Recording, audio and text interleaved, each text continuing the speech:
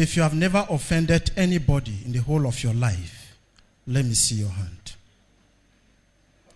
Since you were born till today, if you have never offended anybody, let me see your hand. Okay. Next question.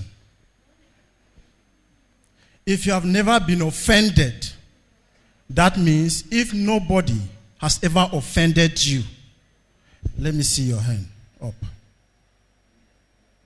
Wow. That means it is either you have offended somebody or somebody has offended you. That is why the gospel text today is emphatic about reconciliation. You remember when Peter came and asked Jesus in the Gospel of Matthew, chapter 18, verses 22 precisely, that how many times should I forgive my brother? 7 times? Jesus said, no, 70 times 7. Meaning, forgiveness should be unlimited. Stand here. You stand here. Face them, not me. Glory to Jesus. I have my 2 altar servers here. This one is the offender. This one is the offendee. Now, this one insulted this young man before the mass started. To you, or based on your own assessment, who should apologize to who? Should the offender apologize to the offendee, or should the offendee apologize to the offender? Tony, tell us. Who should apologize to the other? Very good. The offender should apologize to the offendee. Based on the teaching of Jesus, the offendee has more work.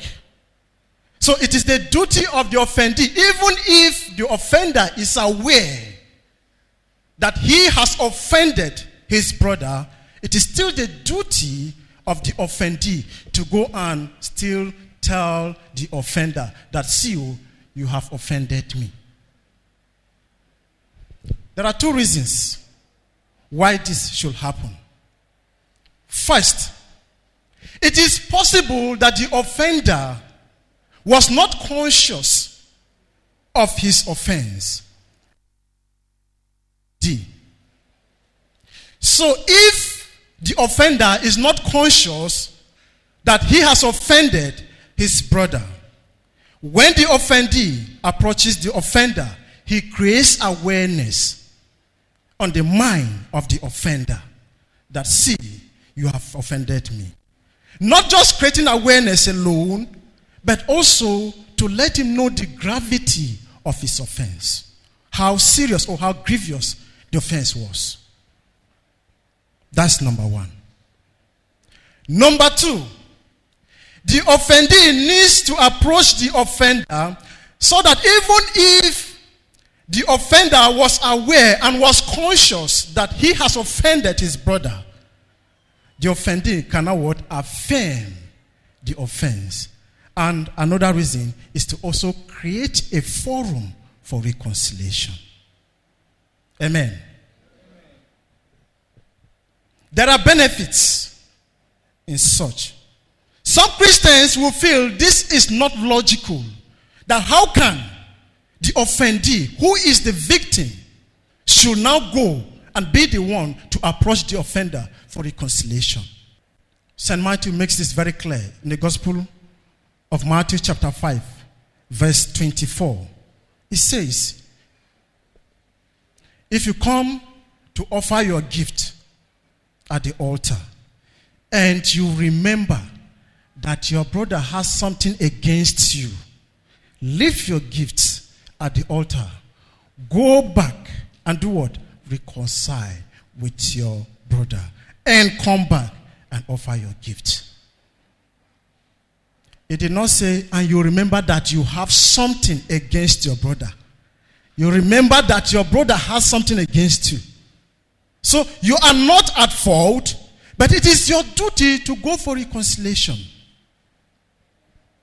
Now, it is very possible that the offender may have even forgotten about what happened because it does not pain him or her. Probably. But you, the offendee, you are not suffering because you are not happy with what happened.